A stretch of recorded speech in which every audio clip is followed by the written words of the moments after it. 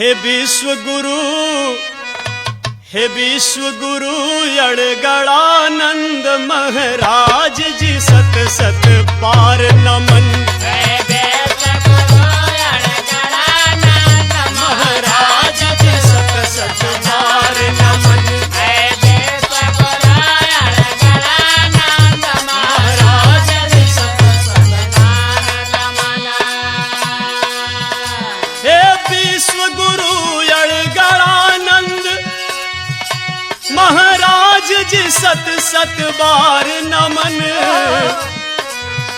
हे सतेश गढ़ आश्रम वासी, हे सतेश गढ़ आश्रम वासी, सुख राशि करता हूँ बंदन। हे सतेश गढ़ आश्रम वासी, सुख राशि करता हूँ बंदन। हे सतेश गढ़ आश्रम वासी, सुख राशि करता हूँ। नर रूप में परहित के खातिर इस धरा धाम पे आए हैं। इस धरा धाम पे आए हैं। इस धरा धाम पे आए हैं। भव भंजन दुख बंधन खातिर भक्ति की राह दिखाए हैं। भगत की राह दिखाए हैं। भगत की राह दिखाए हैं। हे दाता भाग्य विधाता प्रभु बरसाते प्रेम दया हर क्षण।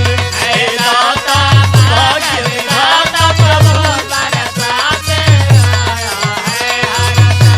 हे दाता भाग्य विधाता प्रभु बरसाते दया हर क्षण।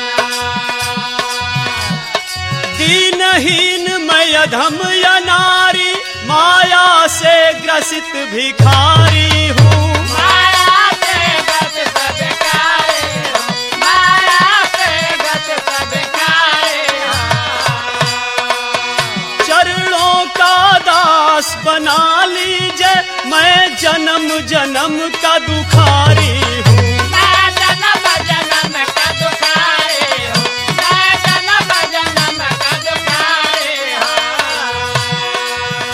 हे नाथ परम करुणा सागर, हे नाथ परम करुणा सागर, करुणा कर दीजिए कृपा नयन।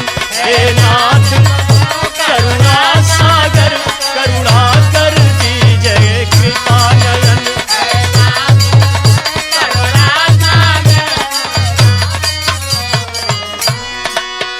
जीवन में समर्पित करता हूँ हे नाथ तुम्हारे चरणों में। हे नाथ तुम्हारे चरणों में। हे नाथ तुम्हारे चरणों में।